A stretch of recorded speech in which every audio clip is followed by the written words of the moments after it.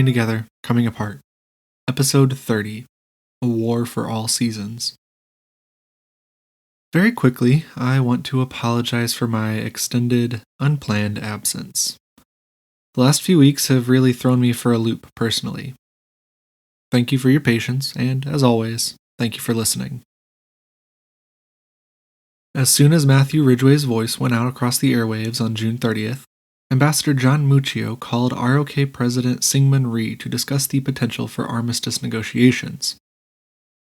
Rhee was miffed, to say the least. Pak Sun-yup writes in his memoirs of the war that Rhee was adamantly against the negotiations, but wanted to have a representative present. He did not ask Pak to report back to him or to sabotage negotiations in any way, but Pak certainly understood that he was to take a critical and distrustful position amongst a panel of men Rhee expected to yearn quite a great deal for a negotiated settlement. Like his communist counterpart, Rhee really did not want a settlement to the war that left the peninsula divided with half of it not under his control. As I mentioned last episode, Rhee was constantly inquiring about growing the size of the Republic of Korea army. James Van Fleet of the 8th Army was adamantly against this, confident that more weapons and more men were not the main need of the ROKA. What the ROKA needed was better leadership and better training, largely because it had been decimated in the opening months of the war. An 8th Army official, Maxwell Taylor, spoke in defense of the ROKA often in staff meetings, saying that it was not really their fault things had gotten so bad for them. Basic training was too short, sometimes only 10 days long, and the emphasis at all levels was placed on keeping troops in the battlefield.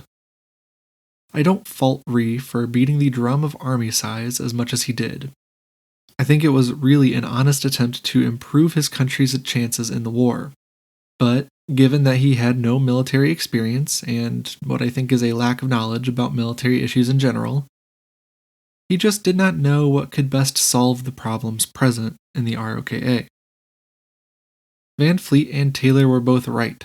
Thus, a training program was established that sent a couple hundred ROKA officers to the service academies in the United States for further education. Back in Korea, training programs were bolstered both in quality of education provided and in quantity of students served. The Korea Military Advisory Group also was expanded, nearly tripling its contingent of American officers embedded with Korean units. Although this would not have an immediate impact on the battlefield, it was a long-term action designed to make the Republic of Korea better able to defend itself against future aggression.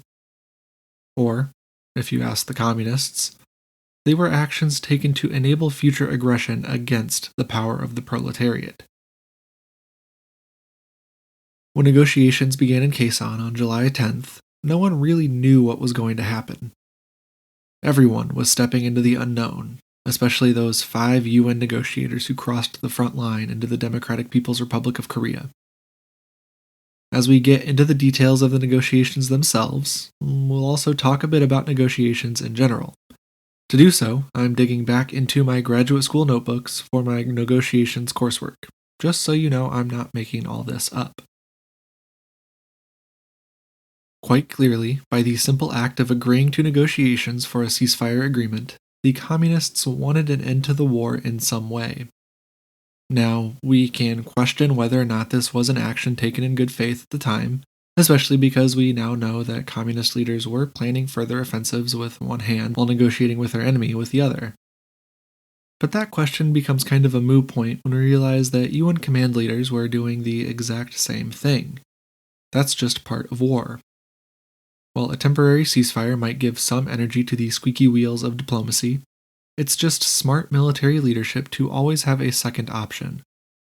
Actually, it's smart for any negotiations in any industry to have a best alternative to a negotiated agreement. BATNAs, in a military context, just so happen to be extensive bombing campaigns or large ground offensives.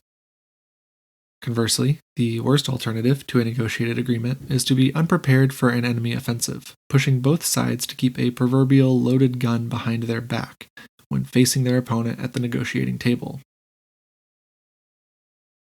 Negotiations, at its core, is the process of defining and redefining the relationship between two principals, or in this case, a set of agents.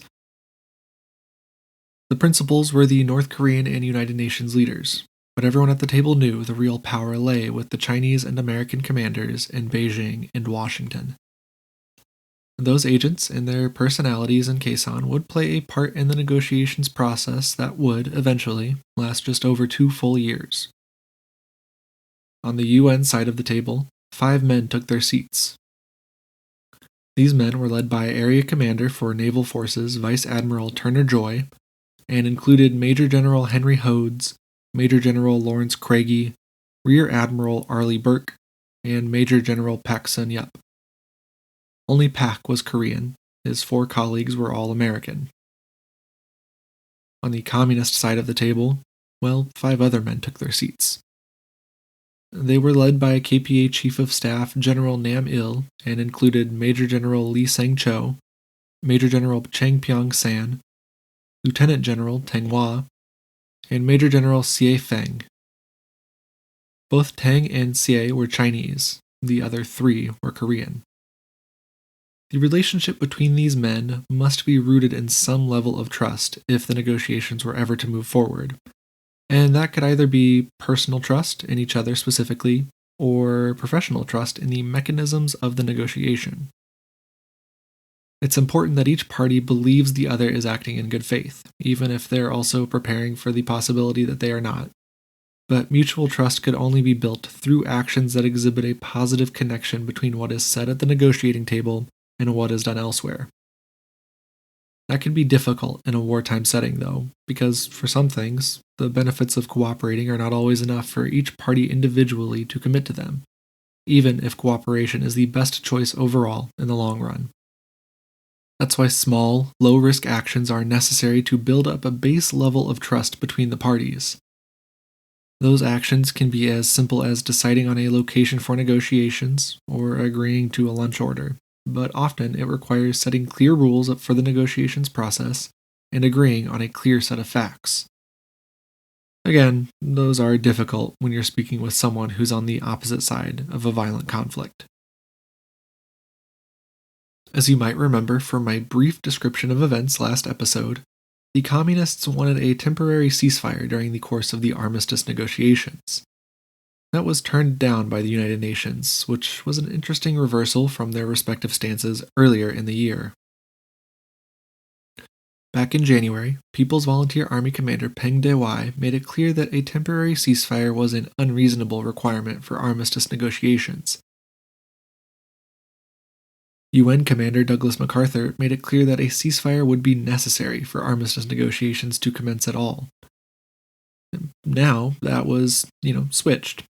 Part of why I think that reversal occurred is because back in January, the Communists were on the march. They had the momentum, the initiative. Now, in June, I wouldn't say UN Command is on the march, but they certainly have more momentum than they had in January, and arguably were in a better fighting position than their opponent was at this point in the war. Now, what did each side want out of the negotiations? Let's break that down into broad interests and specific goals. Both sides certainly had a strong interest in an armistice agreement, or else they would not have gone into the negotiations in the first place.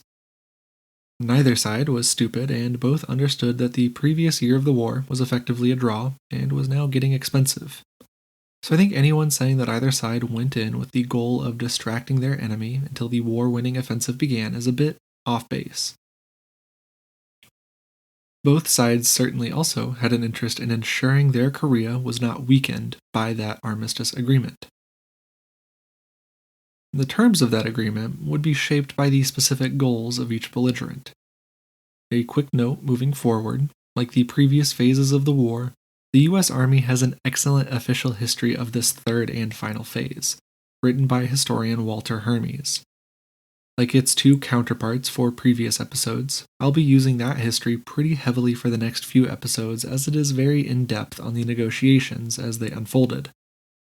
Like every other major decision in the Korean War, the Americans drove the United Nations side of negotiations. This means that almost entirely, American goals in negotiations were the UN's goals, of which there were four main points. 1. There should be a joint military armistice commission tasked with inspecting the entire peninsula to ensure the conditions of the armistice were upheld by both sides. That commission would have equal representation, and the armistice would not take effect until the commission was functional. 2. A demilitarized zone along the front line at the time of armistice would be established to limit future conflict arising from mistakes at the border. 3. Troop numbers would stay level with no reinforcement or buildup allowed except for one-to-one replacements. And 4, and this becomes a real sticking point eventually, prisoners of war would be exchanged on a one-to-one basis as quickly as possible, and Red Cross representatives would visit all POW camps to assist prisoners and ensure decent conditions. Because North Korea became a hermit state after the war, at least for us over here in the United States, I don't know much specifically about their goals going into the negotiations. I would make an educated guess and say that Kim Il-sung probably was not thrilled about the negotiations, just like Syngman Rhee down south. This was not how he wanted to end his war. For China's goals, we can thank Xu Guangzhang for their research and translations of Chinese documents. Mao saw negotiations as a viable way to end the war, because his young country was spending a considerable amount on the war effort. But he was also perfectly happy to let negotiations falter and stumble, grinding down the imperialists through a 100-year war, if necessary. He was especially adamant on one point. He wanted all foreign troops withdrawn from Korea. This was in line with a traditional Chinese attitude towards Korea's role as a buffer zone between the Chinese mainland and Japan. Really, at the end of the day, as long as China's enemies were not right up on its borders, Mao would be happy. Before the negotiations began, there were the negotiations about the negotiations, which started off awkwardly. As you might know, tradition and symbolism are important in East Asian cultures, so the way things are done or the way things look can carry a more important meaning for, say, a group of Korean and Chinese men compared to a group of mostly American men. When the American liaison team arrived in Quezon, they entered the building and took their seats facing south. This was a problem for their communist counterparts because traditionally, the conquered nation would face north and the conquering nation would face south. So you understand why that would be a problem. Nevertheless, the discussions began until the communists asked for a 3-hour recess almost immediately to consider the list of UN representatives, which was quite literally the first step of their process. Once that was sorted out and everyone was back in the room, the communists submitted their list of representatives and the discussion finally moved forward. The safety of the UN's representatives was confirmed between Panmunjom on the front line and Quezon, where the actual negotiations would take place. Panmunjom is where the UN convoy crossed into North Korean territory in the early hours of July 10th, their vehicles marked with white flags and paint. They were greeted in Quezon by a long line of Chinese and Korean officers, arrayed as though this was their victory parade. Arriving at the former tea house that now served as a house of peace, the UN delegation took their seats. They quickly noticed that they were sitting quite a bit lower than those men they faced, starting a nifty tradition of visual one-upsmanship that would continue through to the completion of their negotiations. The second was the differences in uniforms worn by each side, with the UN delegation dressed significantly more casually than the Fab Five sitting across from them in full-dress uniforms. There wasn't much the Drab Five could do about that, though. The third instance of that game was instigated by the small UN flag the Americans placed on the table in front of them, that was upstaged later that afternoon by a larger North Korean flag. Sometimes professional fighting men are the pettiest people around. During his opening statement, Joy stated his requirement that only military matters were up for discussion, and that they would not consider political topics. he did not say exactly what those political topics would be. He also reiterated the American stance on the temporary ceasefire. Lastly, he presented a 9-item agenda that went as such, as listed by Hermes. 1. Adoption of the agenda. 2. Location of and authority for the Red Cross representatives to visit POW camps. 3. Limitation of discussion to military matters in Korea alone. 4. Cessation of hostilities under conditions that would assure against resumption of hostilities. 5. Agreement on a demilitarized zone between combatants. 6. Composition, authority, and functions of a military armistice commission. 7. Agreement on principle of an inspection team within Korea by military observers under the Military Armistice Commission. 8. Composition and functions of such teams. And lastly, 9. Arrangements for prisoners of war. NAM countered with the Communist agenda, which had just 5 points. 1. Placement of the border between the two Koreas back at the 38th parallel. 2. Withdrawal of all non-Korean troops from the Korean peninsula. 3. Implementation of an immediate ceasefire. 4. Creation of a demilitarized zone along the 38th parallel. And lastly, 5. Arrangements for prisoners of war. The discussion of the agenda lasted until noon, at which point everyone left for lunch. Returning afterwards, Joy asked again for the specific communist agenda, and NAM proceeded to rip apart the UN agenda as overly repetitive. NAM put forth the communist agenda again, and Joy refused to discuss the specific location of a border and the withdrawal of foreign troops. Joy continued to push the point that an agenda first needed to be adopted before any discussion on a ceasefire could begin. The first day of negotiations ended with no formal agreement on anything, and the UN delegation returned back to its base in Munsan-ni, about 15 miles southeast of Kaesong and around 9 miles south of the front line. When they reconvened on the 11th, nothing had changed. When Joy argued for a discussion on the rights of the Red Cross, NAM shot back that this was a humanitarian and non-military matter, making its discussion outside their purview. There was a similar lack of progress on all other agenda points. One non-agenda item in particular caused the breakdown of negotiations entirely the next morning, as Joy argued in favor of allowing UN news outlets in Kaesong.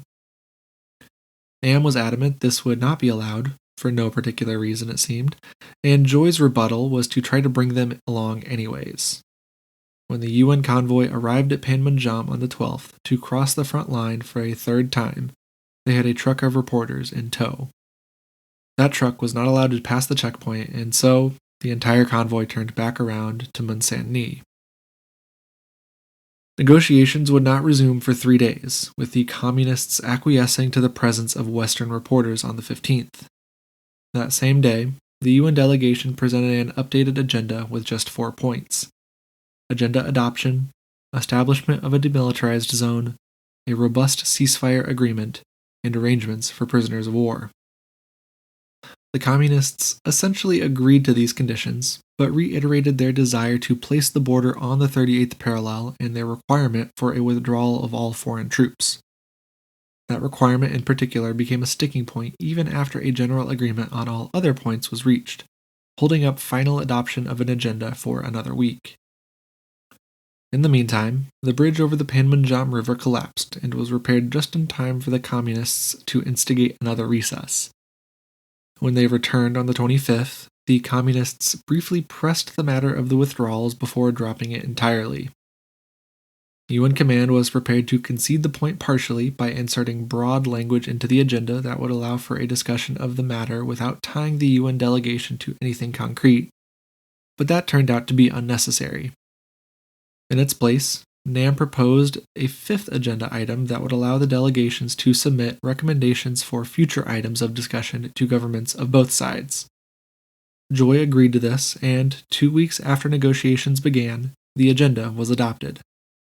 This was, of course, a good thing, and generally everyone was content enough with the agenda to move forward on the substance of their purpose.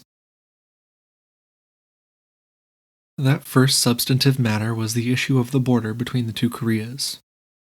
Nam argued emphatically in favor of returning to the border antebellum with a 20-kilometer demilitarized zone around it, but this was an unthinkable option to the UN delegation. Although both sides had territory north and south of the parallel, the UN had a slight edge in the balance of territory gained. There was also the issue for both sides that the 38th parallel was just not an easily defensible line, having been crossed 4 times over the last year of fighting. For those reasons, Joy's response stated that the 38th parallel should not be the border and that any border should follow the realities of combat at the time of the signing of an armistice agreement. Although the minimum allowable option for the UN at this time was to set the new border at the main line of contact, Joy boldly argued that the Communists should make territorial concessions on the ground, considering the UN's superiority along the North Korean coastline and in North Korean airspace. Hermes writes, quote, "This initial offer sought far more than the UNC delegates expected to secure, but even so, it was a novel approach. An attempt to break total military power into its component parts and give them separate values for bargaining purposes." End quote. As I think everyone should expect, the Communists quickly rejected this as ridiculous, which Joy then rejected as rude, and things devolved quickly into a brief spat about who beat Japan and how during World War II. After Joy just dropped the matter, once he realized he would get nowhere on that front, he redirected the conversation towards the benefits of an armistice.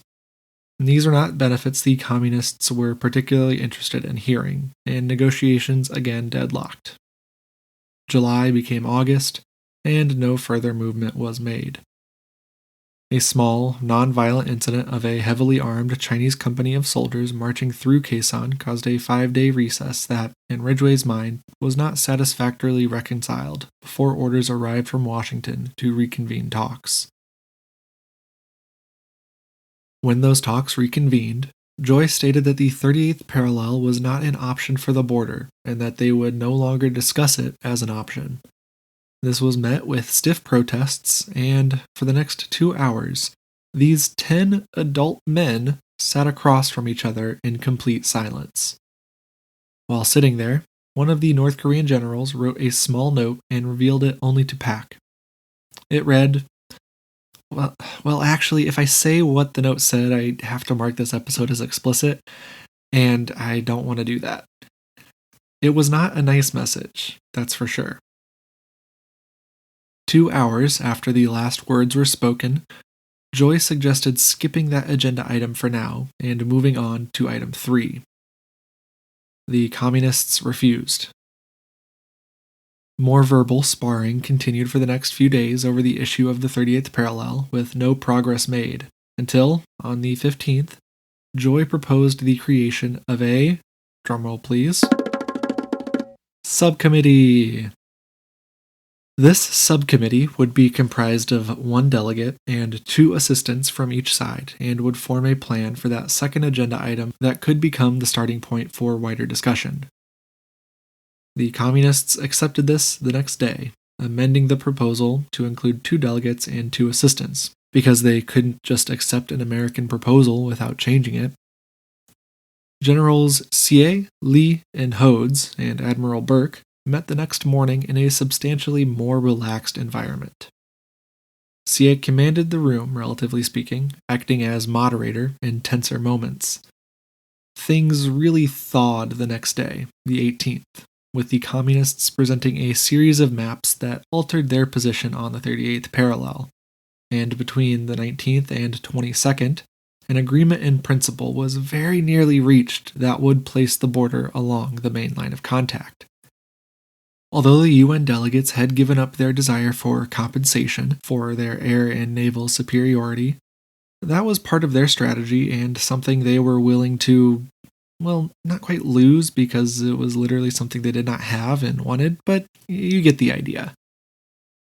Unfortunately, the talks were again put on hold later that same night because of a few incidences of violence within the Quezon neutral zone that occurred since the beginning of the negotiations. In the grand scheme of things, the specifics aren't that important, except to those involved and except for the fact they caused a lengthy recess. Talks would not resume until the end of October. On the ground, things were going about as well as they could considering what was happening in Quezon. With the stiffening of the communist defenses, the UN offense slowed first to a crawl, then a stop across much of the front. No major action occurred in July except for small outpost and patrol battles intended to keep the fighting men on their toes enough to forestall lethargy and listlessness. Ridgway's goal was to keep every unit in Korea in fighting shape, prepared for the expected communist offensive. This was supported by a buildup of ammunition and other supplies, and included education and training programs to keep soldiers hot and ready. This went hand in hand with UN Command's own plans for a future offensive. There was just one semi-viable option prepared for what that offensive could be, titled Plan Overwhelming. I say plan and not operation because it would never make it to the operational stage. Overwhelming was quite transparent in its intentions, with a full offensive of the 8th Army to realign the front line along the Pyongyang-Wonsan axis. To support Overwhelming, an amphibious force would transit from Japan and land at Wonsan, exacting a blow of equal shock to the enemy as Incheon. Overwhelming never really got off the ground, though, and sat on Matthew Ridgway's desk as he waited for progress at the negotiating table. Although UN Command was prepared to move quickly to the offensive, Van Fleet ordered a defensive buildup throughout the summer. This included building up patrol bases in front of the main defensive line, removing Korean civilians from the zone of combat, fortifying trench and bunker complexes along the entire line, and building further defenses behind the front line to allow for a proper defense in depth. Facing off against these reinforced defenses were about 460,000 communist soldiers, according to 8th Army intelligence estimates. This probably wasn't too far off in actuality, as the People's Volunteer Army and the Korea People's Army had conducted a reasonably strong buildup of troops, equipment, and supplies in the summer months after the failure of the 5th Phase offensive. That number was about a 60-40 split between Chinese and North Korean soldiers.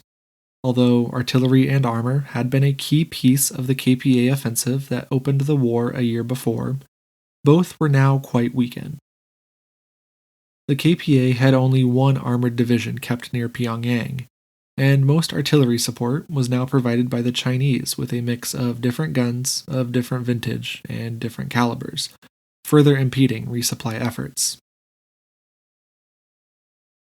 Instead of a major offensive, the 8th Army conducted smaller offensives to patch the weak points of its defensive line. Chief among these weak points in the second half of 1951 was the Punch Bowl in the Taebaek Mountains. The Punch Bowl is a large basin surrounded by peaks and ridges. As I mentioned last episode, there were three main challenges to fighting around this area. 1. Ridges perpendicular to the advance that required constantly climbing and descending steep heights. 2. Ridges parallel to the advance that forced dangerously narrow advances. And 3. Highly motivated North Korean defenders in well-fortified defensive positions. Unlike their Chinese counterparts that were adept at retreating and advancing quickly with the ebb and flow of a battle, the North Koreans were particularly keen at holding every foot of territory possible. That's an understandable mindset, and one that they shared with their South Korean opponents. To shore up this weak area, the U.S. X Corps and ROKA First Corps began advancing on the Punch Bowl and its surrounding ridges in late summer. You might know two of those ridges by their given names, Bloody Ridge and Heartbreak Ridge. The Punch Bowl battles were brutal affairs. Attacks were met with rapid counterattacks, hillsides and trails liquefied under the rain and constant beating of weary boots. A stroke of good fortune broke the slog on the 1st of September as a U.S. and ROK Marine force attacked a central ridge along the northern edge of the Punch Bowl, just as the KPA was rotating the defending division out for a new division. Those Marines were quickly reinforced, and the new line held. To the west of the Punch Bowl, a bloody battle was fought over the aptly named Bloody Ridge. After 2 weeks of fighting did not unseat the North Korean defenders, a double envelopment of the retreating defenders brought that battle to a close, with 2,700 UN soldiers killed or wounded. It's estimated that 15,000 KPA soldiers were killed or wounded, but that number has never been confirmed by the North Korean government. Understanding the heavy toll Bloody Ridge and its defenders had exacted, Van Fleet scaled back his expectations for the area. Objective lines were replaced by elbowing maneuvers. Patrols and limited objective attacks were recentered at the core of each divisional commander's orders. That first elbowing maneuver for the U.S. 2nd Division of X-Corps was to take Heartbreak Ridge, just north of Bloody Ridge. The bulk of the KPA forces that retreated from the latter settled into strong defenses in the former, so everyone expected a difficult battle. Bloody Ridge ended on the 5th, and the attack did not recommence on Heartbreak Ridge until the 13th of September. Heavy communist artillery and mortar fire stopped that first attack quickly, keeping whole regiments pinned between the heights of Heartbreak Ridge. An attack the next day to seize a hill overlooking those regimental positions was successful by the morning of the 15th with minimal casualties, but the next 2 days brought large KPA counterattacks. Even then, that small success did not have the intended effect of getting the gears of war moving again. The western approaches to the hills of Heartbreak Ridge were significantly easier to traverse, allowing the KPA to reinforce its defenses on the 16th without issue. The eastern approaches continued to form killing fields for the Americans, with air cover and artillery support having little effect against the dug-in KPA defenses. Most of the time, North Korean soldiers would hide deep within their tunnels and bunkers until the shelling or bombing stopped, then begin shooting when the attackers were within a few yards of their positions. Across the ridge, the Americans attacked hill after hill and were rebuffed at each one. Only the ROKA troops to the west of Heartbreak found success, but what was expected to result in a major diversion of KPA attention away from Heartbreak Ridge only resulted in a minor shifting of troops between hills. If ever there was a place that could be described quite gruesomely as a meat grinder in Korea, it's Heartbreak Ridge. These were ferocious days for the soldiers of the U.S. 2nd Division. On the 23rd, the American attack on Heartbreak Ridge was finally called off. But that did not mean that X-Corps officers were willing to give up on the ridge just yet. After a brief intermission in the battle, 2nd Division began advancing as part of Operation Touchdown. Touchdown would throw an armored drive around Heartbreak Ridge and push each of the 2nd's infantry regiments to each of the main hills, supported by the full weight of artillery available in the area. Touchdown began on October 5th, with an intense artillery barrage and air attacks that were actually immensely effective against the defender's strength. By the 10th, much of Heartbreak Ridge was captured through targeted attacks and a daring tank run up the Mundung-ni Valley to the west of the ridge. But not all of the ridge was taken. That would take another 3 days, when the last hill, Hill 520, was captured by the attached French battalion to end 30 days of combat over this little corner of Korea. If this was an indicator for how the war would go until an armistice was signed, the men of the United Nations and communist forces were in for a difficult time. Back west, Operation Commando began on October 3rd to advance the main line of contact 10 kilometers north of the present line.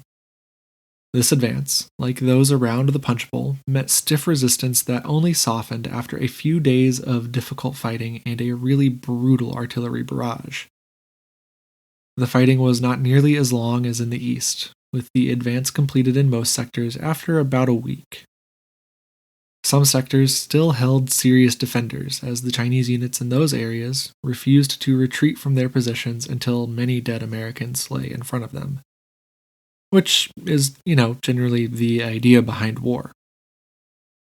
High casualties and low ammunition stores finally forced the Chinese from their defenses on the 19th, with the last division in motion reaching its objective that same day. The next day, Ninth Corps reached its objective line in the center of the front through fighting that, frankly, was not as notable as its surrounding advances, but was nonetheless violent, just ever so slightly less difficult. Success on the ground was not the only thing happening at this time.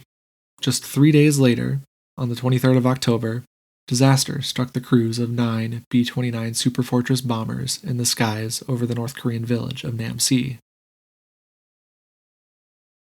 Before we get to the skies over Namsi, though, let's talk about the 3 pieces to air power, at least as it existed in the immediate post-World War II world.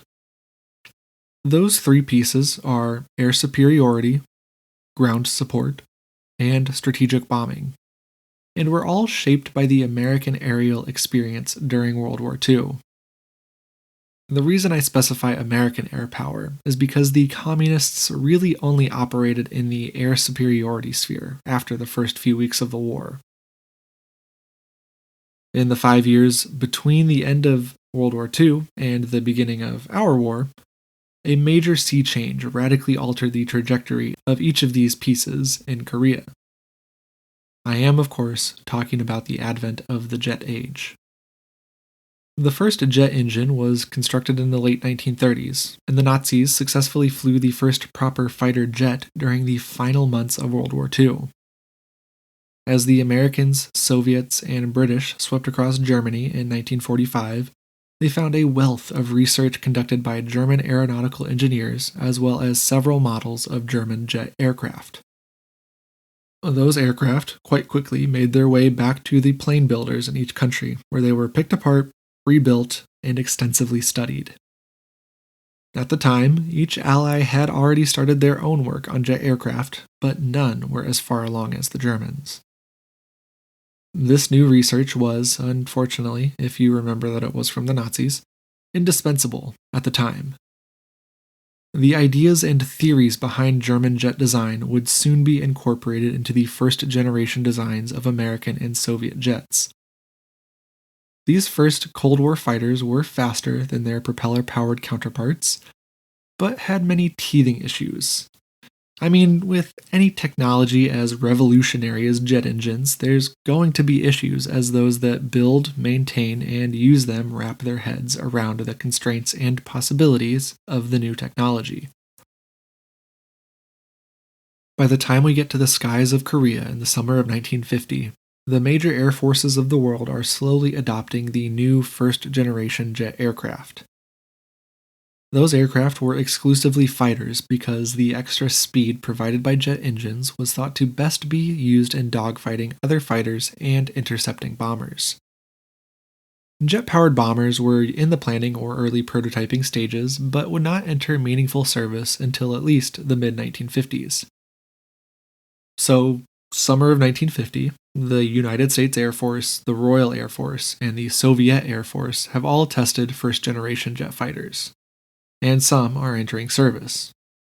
And if you don't know anything about jet fighters, they're all split into different generations based on the level of technology they display. So first-generation fighters often had overweight and underpowered jet engines and stock straight wings, similar to their propellered counterparts.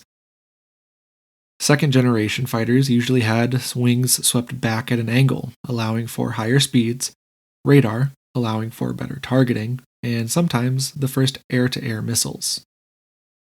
Those definitions can be a bit different depending on who you ask, but for our purposes, since we're not taking it out to the 4th and 5th generation advanced fighters that exist today, we'll keep that 1st and 2nd generational split to simplify things. The main difference between the two in the first 3 years of the 1950s being the presence of swept wings. The Communist Air Forces, including the Chinese People's Liberation Army Air Force, the PLAAF, and the North Korean People's Army Air Force, the KPAAF, alongside the Soviet Air Force, did not fly any true first-generation jet fighters during the Korean War because the early Soviet jet fighters just weren't that good. However, the Soviets' second-generation jet fighter, the MiG-15, was a real knockout. The Americans did bring their first-generation fighter jets to play in the skies over Korea. These included the U.S. Air Force's P-80 Shooting Star and F-84 Thunderjet, and the U.S. Navy's F-9F Panther and F-2H Banshee, all with straight wings. The British and their Commonwealth allies mostly flew Gloster Meteors. Those jets first arrived in Korea during the first couple months of the war and successfully destroyed the effective strength of the KPAAF within the first month of the war. Those jets first arrived over Korea during the first couple months of the war and pretty quickly successfully destroyed the effective strength of the KPAAF.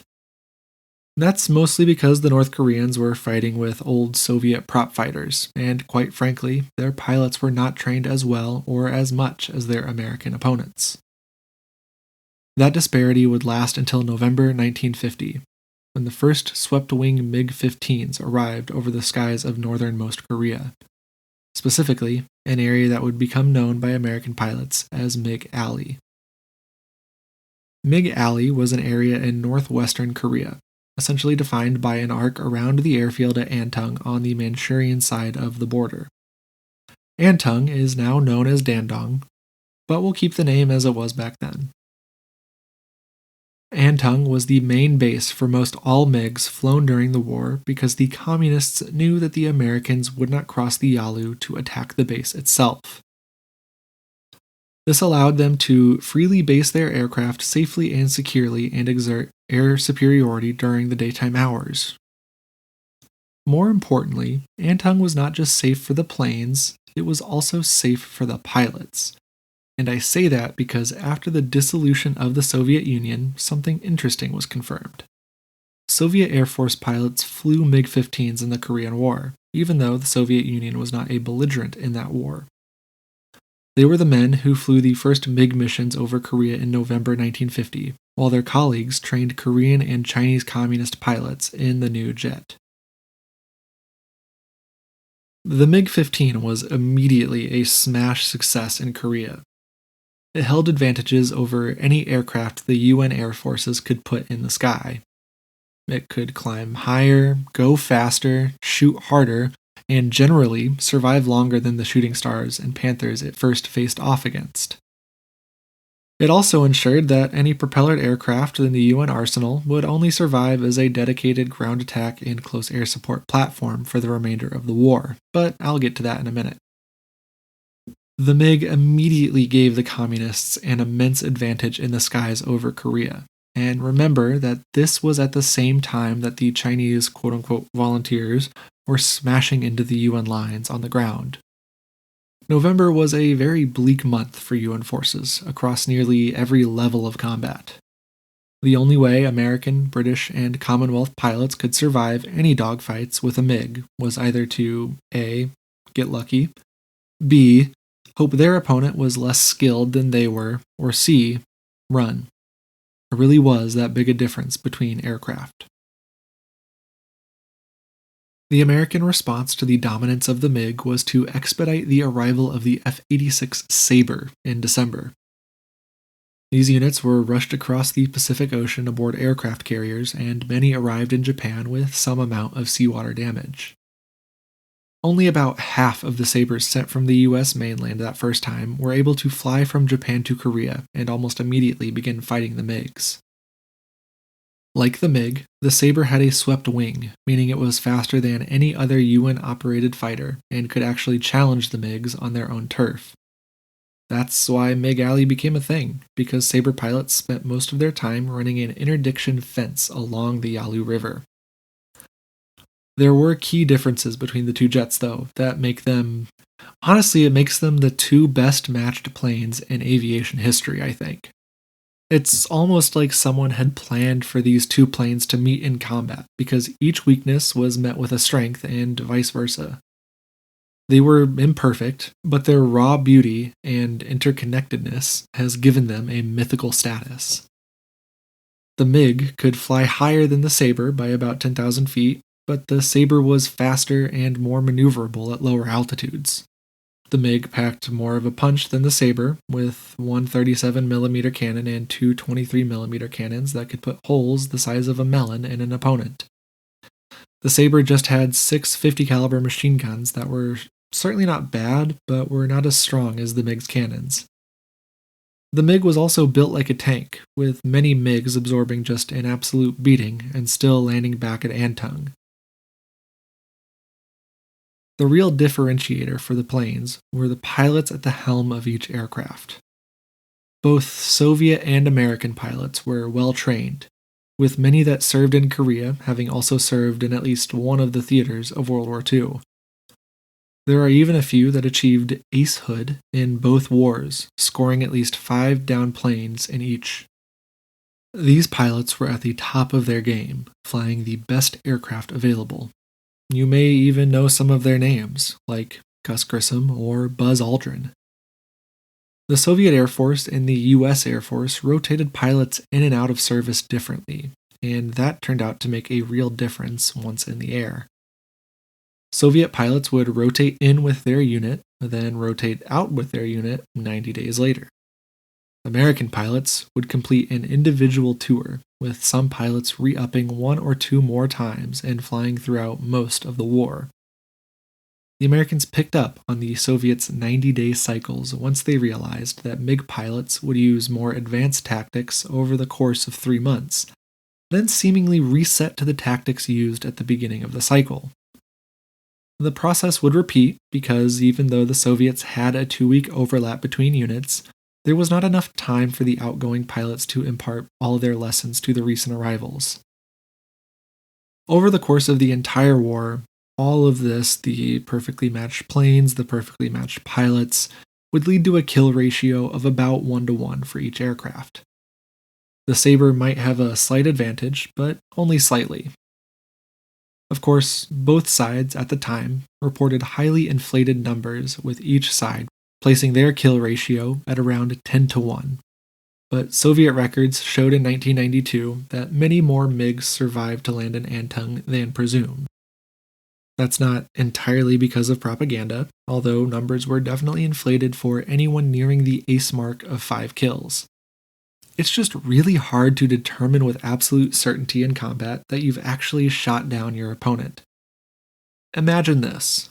You're zipped up in your flight suit, jammed into this cockpit, bullets and other aircraft whizzing around you. You've been pulling turns and rolls for the last few minutes with all your strength, trying to get a beat on your opponent. You finally spot them and line up your gun sight. You squeeze the trigger, watching the bright tracer rounds arc into the wing of the silvery jet, letting out a puff of fire and a drizzle of smoke. They dive to flee, and you try to follow them to the ground, but your wingman calls out a new bogey right behind you. Your attention turns to the new threat, and you don't think of that first jet until your wheel's down at base. Upon debrief, you report a kill and hope your gun camera confirms it, but the footage is inconclusive. You're given the kill anyway because it's your 4th, and your wing leader really wants his unit to get the glory of having an ace in their ranks. Little did you know that the jet you think you shot down actually pulled up about 2,000 feet above the Korean countryside, landed safely back at their base, and was back up the next morning after overnight repairs. Heck, you might even meet the same plane in the same place, flown by the same pilot the very next day. Shoot it down again, rinse, repeat. The UN arrived in Korea with a decent contingent of slower and older F-51 Mustangs, F-4U Corsairs, and A-1 Sky Raiders that took responsibility for the ground attack and close air support role. The Mustangs and Corsairs were mostly leftovers from World War II, but the Sky Raider was a newer model that would go on to serve until the 1980s, which is, I think a sign of how good it actually was at its job. The Mustangs and Corsairs were not the best at the job, but they did well enough to keep replacements at bay throughout the duration of the war. The Mustang's liquid-cooled engine and belly-mounted radiator were particularly vulnerable to small arms fire, although that did not keep it from service. A good number of F-51s were also transferred to the Republic of Korea Air Force and served throughout the war. Ground attack and close air support was the primary responsibility of U.S. Navy and Marine aviators. Because of the Navy's early reticence about their ability to fly swept-wing aircraft off their carriers, they did not have an aircraft that could stand against the MiGs during the war. While the aircraft carriers might have been a limitation in that regard, they had the massive benefit of being able to move up and down the coasts of Korea, allowing their aircraft to take off and land much closer to their targets and any UN units they were supporting. This allowed the naval and marine aviators the ability to strike anywhere that they were needed. One of their main missions within the ground attack responsibility was a coordinated and long-running campaign of rail, bridge, and road destruction, both near the front line and elsewhere across northern Korea. For all the bombs dropped and missiles launched at North Korean infrastructure, though, there was very little to show for the effort, because the supplies flowed continuously throughout the war. However, they were a godsend to those troops on the front lines when communist attacks were bearing down on them. A well-timed strafing run could literally mean life or death for those on the ground, and for that, they were worth their weight in gold. The final piece of the air power puzzle brings us back to the skies over Namsi in October 1951. You see, in the year between October 1950 and October 1951, the KPAAF and the PLAAF were relative non-entities in the Korean War. That's mostly because the KPAAF was effectively destroyed in the first month or so of the war, and the PLAAF only started existing in late 1949 after the end of the Chinese Civil War. That means that all the MiGs flying over Korea were flown by Soviet pilots, up until the second half of 1951. Now, those Soviet planes had KPAAF markings on them, but the Americans knew, after a couple months, that these were Soviet pilots who were speaking Russian over their radios. A Korean or Chinese pilot isn't going to speak Russian if they're talking with other Korean or Chinese pilots. Because the Soviet Air Force was supplying and operating these aircraft, they were not going to fly from Korean airfields. That's why Mig Alley became a thing, because the Soviets needed to fly within return range of Antung just on the north bank of the Yalu River. So in late September, when reconnaissance flights took photos of new airfield construction in 3 locations south of the Yalu, U.S. Air Force intelligence noticed something troubling. The new runways were all long enough to accommodate MiG-15s. This would mean that MiGs operating from these airfields would be able to operate south of the Pyongyang-Wonsan line, threatening the UN's air superiority over the main line of contact. This would also mean that the Chinese and Koreans were starting to operate MiGs on their own. Until now, MiGs really only operated in Mig Alley. That's why it was called Mig Alley. They flew south of the alley sometimes, but really only to counter major bombing raids. Those 3 new airfields at Samcham, Taechon, and Namsi quickly became targets for heavy bombing just because of the threat they posed if completed. However, communist anti-aircraft fire gave the enemy a strong defensive umbrella in many important areas, and because these 3 airfields were still within Mig Alley, any bombing raid would require a great deal of fighter support. Again, at this point in the war, only the F-86 Sabre could match the MiG-15. So, coordinated planning began for 3 bombing runs against the 3 airfields. Samcham was destroyed first, on October 18th, and Taechon was targeted later that day. However, the B-29 superfortresses missed the meetup with their fighter escorts and instead bombed a secondary target, outside of Mig Alley. The same thing happened again on the 21st. Finally, on the 22nd, Taechon was again targeted, and this time, the 9 superfortresses and 24 Thunderjets were greeted over the target by 40 MiG-15s. The airfield was damaged, but one superfortress was damaged enough that its crew bailed out once back over the sea, while the other 8 all received middling amounts of damage in some way. The last mission, against Namsi, planned for the 23rd, was set to be a real barnstormer. The airfield at Namsi sits in the foothills of northwestern Korea, I believe just outside of what is today the town of Yeomju. It's about 20 miles south of Antung and 10 or so miles inland. Importantly, that puts it well in range of the MiGs at Antung.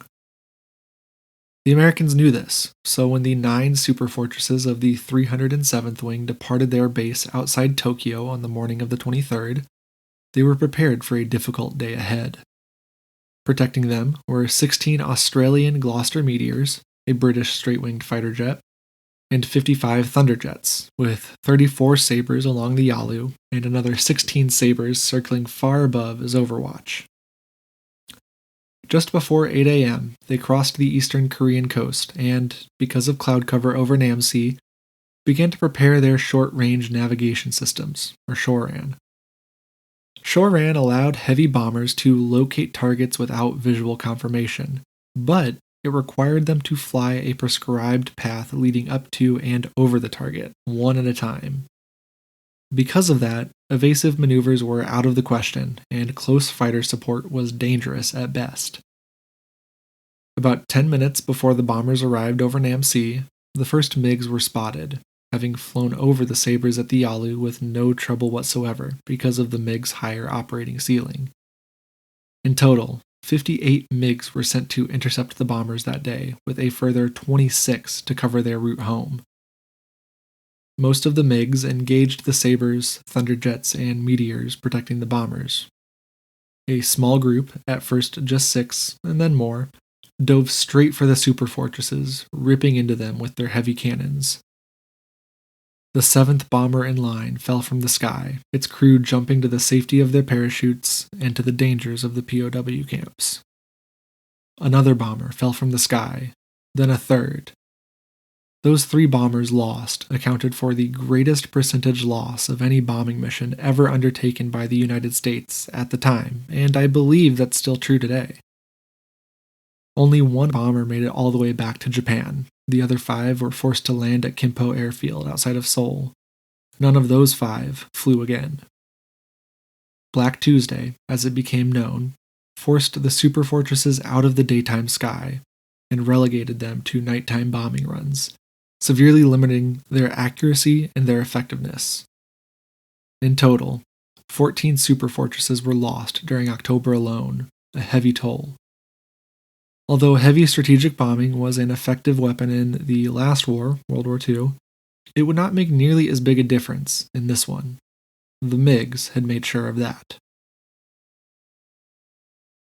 Heavy bombing was not the only part of the strategic bombing equation. I think it's a bit debatable to say this, but in my own head, I consider small bombing runs by single squads of planes a facet of strategic bombing. The difference between this and ground support depends entirely on the purpose. Those pilots and aviators that flew their jets far past the line of contact into North Korea are the model for this type of strategic bombing, specifically because the entirety of their activities were done for a strategic purpose. These attacks were carried out against lines of communication and transportation, and centers of supply and industry. Operation Strangle was the 5th Air Force's plan to use jet fighter bombers to raid railroad lines, cutting tracks as often as possible. It had some effect, but the ability of the communists to repair most cuts overnight, just hours after they were damaged, drastically lowered the overall impact of the campaign. Only after 2 months of Strangle were the numbers switched, with rails destroyed finally inching higher than rails repaired, as seen by reconnaissance flights. Strangle was paired with a bold plan by the Navy and Marine aviators to literally bounce bombs into rail tunnels that actually sometimes worked. It was really dangerous to do that, though, which I think made it all the more thrilling for those that could pull it off successfully. I'm not saying it was a dumb thing to do. There was a real purpose to it. The communists would often hide trains in those tunnels overnight, meaning that to destroy one or both ends in any way would not just close that rail line, but it would trap the train and the supplies it carried until it could be freed. By 1952, though, it was obvious that using million-dollar planes to throw thousands of pounds of explosives at rail lines that were fixed the next day by laborers was not going to win the war. The focus of the 5th Air Force and naval aviation then turned towards harder targets, and by that, I mean cities and industrial complexes. A late May 1952 attack on a major hydroelectric plant caused a 2-week blackout in North Korea, and angered the British as well, which is something we'll discuss in 2 episodes' time. July and August campaigns against Pyongyang quite nearly wiped the city from the map, with 3,000 sorties flown in 3 major raids. Further large raids against industrial areas devastated what was left of the North Korean industrial capacity through 1952. These bombing campaigns, both by heavy bombers and smaller fighter bombers, were really brutal affairs, and by war's end, more explosives were dropped on North Korea in the 3 years of this war than were dropped in the entirety of the Pacific Theater during the last war. That's a big part of why North Korea is the way it is today. The American bombing campaigns were immensely impactful for the lessons Kim Il-sung would learn throughout this entire experience. But that's a discussion for another time. Finally, on the 25th of October, the armistice negotiations resumed, having moved from Kaesong to Panmunjom, a small village almost exactly on the front line. This had been agreed to on the 7th of October, but a tragic and inadvertent shooting of 2 North Korean children by an American jet fighter delayed the resumption of formal talks a few more days until Choi filed a formal apology. A final agreement on a contiguous neutrality zone, including Kaesong, Panmunjom, Munsan-ni and their connecting roads, was signed on the 22nd, and tents were erected on the 24th. When the delegates reconvened the next day, there were 3 new faces in the room. General Pien Chang-woo, Major General Chung Tu-wan, and Major General Lee Hyung-kun replaced the Communists Tang and Chang and the ROKA's PAC, respectively, and were quickly accepted by the head representatives of the opposition. Negotiations resumed much as they had 2 months prior. That is to say, slowly. The subcommittee on the demarcation line spent hours going back and forth, and back and forth, and back and forth about where the line should be, not necessarily writ large, but in very specific areas. For example, the communists requested a swap, giving some meaningless territory in the west in exchange for Heartbreak and Bloody Ridges, along with other territory around the Punch Bowl. That was unacceptable to the Americans, so they instead proposed a swap of coastal islands north of the main line of contact controlled by the UN for Kaesong and its surrounding countryside. This was as equally unacceptable for the communists as the Punch Bowl was for the Americans, thus, it too was off the table. That didn't keep the Americans from pressing for it, but that only pushed the communists further away from an agreement. Eventually, after the Americans gave up on Kaesong and proposed a demarcation zone along the current main line of contact on November 27th, the subcommittee agreed to a 4-kilometer demilitarized zone around the line of demarcation with a 30-day expiry limit to complete an armistice agreement. Agenda Item 2 completed, the discussion moved to Agenda Item 3, the Ceasefire Agreement. This was really a matter of the mechanism for enforcing a ceasefire and the specific terms of the ceasefire. The first major sticking point was not between the delegations, but within the UN delegation. There were concerns back in Washington that if negotiations took too long, they would lose the public relations campaign and lose domestic support for the war. So there was a decent amount of pressure coming from Washington, from the White House, from the Joint Chiefs of Staff, to complete an agreement quickly, even if that meant giving ground on what Ridgway and others thought were important points. The specific point in question in late November was Ridgway's desire for inspections of North Korean ground, sea, and airports, as well as communication centers. Of course, these would be reciprocal inspections, with Ridgway willing to consent to a joint inspection team. But the guys back home didn't really agree with that. The Joint Chiefs put more faith in simply maintaining a strong military presence in the area to dissuade from future aggression. But Ridgway rebutted that their opponent had grown stronger in recent months, just as they too built up their forces. The Joint Chiefs conceded the point a bit, but told Ridgway that this was not a point over which he could halt talks. To kick off the discussion about the ceasefire agreement, NAM proposed 5 principles. 1. Hostilities should end the same day of the signing of an armistice. 2. All armed forces should withdraw from the Demilitarized Zone, or the DMZ, within 3 days. 3. All armed forces should withdraw from the coastal islands and waters of their opponent within 5 days. 4. No armed forces or military action could take place within the DMZ. And 5. They would establish a joint armistice commission of equal representation to supervise the implementation and maintenance of the agreement. These were all pretty straightforward, and as Hermes points out, there was not much with which Joy could take issue. But he did anyway, stating that important issues were not covered in these 5 principles.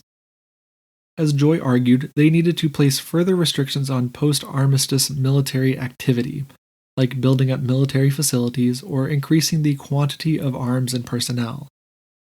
Because every restriction requires a way to see if it's working, he also proposed those observer teams Ridgway was so keen on. NAM rejected these 2 new points immediately, stating that removing non-Korean troops from Korea was the only viable solution.